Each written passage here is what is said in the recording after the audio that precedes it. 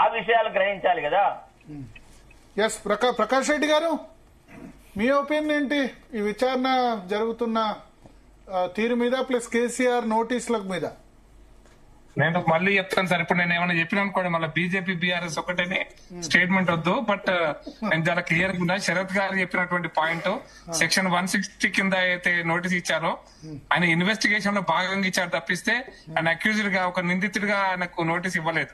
కాబట్టి ఇన్వెస్టిగేషన్ లో భాగంగా మీకు సమాచారం కావాలనుకున్నప్పుడు ముఖ్యమంత్రి గారు, మాజీ ముఖ్యమంత్రి గారు అప్పుడు నిర్ణయాలు తీసుకున్న వ్యక్తిగా మీకు సమాచారం కావాలనుకున్నప్పుడు మీ దగ్గర ఉన్నటువంటి ఎగ్జిస్టింగ్ డాక్యుమెంట్స్ ఏవైతున్నాయో, ప్రస్తుతం మీ దగ్గర ఉన్నటువంటి కాయిదాలు ఏవైతున్నాయో వాటి ఆధారంగా మీరు ప్రశ్నించాలనుకున్నప్పుడు మీరు హోంవర్క్ చేసి ఆయన ఇచ్చిన టైము, ఇచ్చినటువంటి ప్లేసు ఎక్కడైనా పోయి ప్రశ్నించవచ్చు.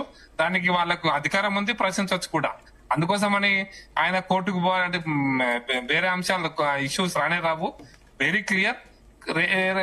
వాళ్ళు సహకరించడానికి సిద్ధంగా ఉన్నాను అని ఒక స్టేట్మెంట్ కూడా రాత్రి రిలీజ్ చేశారు టీఆర్ఎస్ పార్టీ. కాబట్టి మన ఇన్వెస్టిగేషన్ లో భాగంగా, ఈ దర్యాప్తులో భాగంగా ఖచ్చితంగా మీరు వారిని ఇన్వెస్టిగేట్ చేసి మీ దగ్గర ఉన్న సమాచారం మేరకు, మీ దగ్గర ఉన్న సమాచారాన్ని కొట్లాట్ చేసుకొని ఆయన ఏం చేయగలిగితే, ఎట్లా ఇన్వెస్ట్ చేయగలిగితే అట్లా చేయడం అనేది మనకి ఈ రోజు నీడ్ ఆఫ్ ది అవర్. ఎందుకంటే ఖచ్చితంగా దీని ఫోన్ ట్యాపింగ్ జరిగింది వాస్తవము.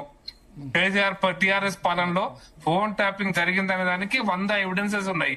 కాబట్టి జరిగిన ఫోన్ ట్యాపింగ్ కు ఎవరు బాధ్యులను చేసేటువంటి క్రమంలో మనం ఈరోజు దర్యాప్తు చేస్తున్నాం.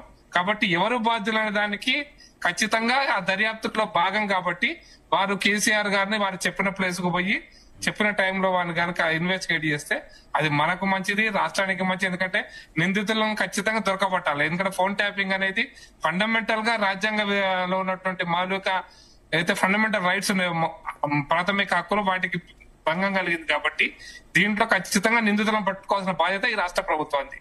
కాబట్టి పట్టుకునేటువంటి క్రమంలో మీరు ఇన్వెస్టిగేషన్ చేస్తున్నారు. ఆయన మున్సిపల్ ఎన్నికలు అయ్యేంత వరకు లేదు అంటే అవకాశం ఇవ్వాలా? ఎందుకంటే అన్నారండి మున్సిపల్ ఎన్నికలు బీఫామ్ బిజీలో ఉన్నానని చెప్పి.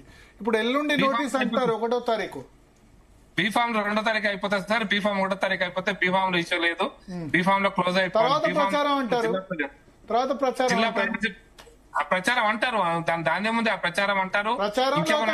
మానిటర్ చేయాలి మొత్తం. నేను రాష్ట్ర వ్యాప్తంగా 110 నియోజకవర్గాల్లో ప్రచార సరళి, క్యాండిడేట్స్, బలాబలాలు నిజంగా డైరెక్ట్ ప్రచారం చేయకుండా మానిటర్ చేయాలని కూడా అనొచ్చు. నేను అనొచ్చు అనేదాన్ని నేనేమి ప్రశ్నించట్లేదు. కేసీఆర్ సహకరిస్తారు కాబట్టి సహకరిస్తే మంచిది. ఆయన ప్రశ్న, ఆయన ఈ కారణం ఆ కారణం ఇవి తప్పించుకున్నాను అనుకోండి, ప్రజల నుంచి తప్పించుకోలేడు కదా. న్యాయస్థానంలో ఆయనకు వెసులుబాటు ఉండిండొచ్చు కాక నేను తప్పించుకోవడానికి, నేను ఎప్పుడైనా చెప్పడానికి ఆయనకు సెక్షన్ 160 కింద వెసులుబాటు ఉండిండొచ్చు. నాకు తెలియదు, నేను లాయర్ కాదు కాబట్టి. కానీ ప్రజల నుంచే తప్పించుకోలేడు కదా. ఆయన నిజంగా విషయాలు బయటికి చెప్పి రాజ్యాంగ విలువలను కాపాడాలనుకుంటుండా లేదా అనేటువంటి ప్రజలు కూడా నిర్ణయిస్తారు. లెట్ us వెయిట్, చూద్దాం ఏమవుతుందో. దేవిప్రసాద్ గారు జాయిన్ అయ్యారు బీఆర్ఎస్ నుంచి. దేవిప్రసాద్ గారు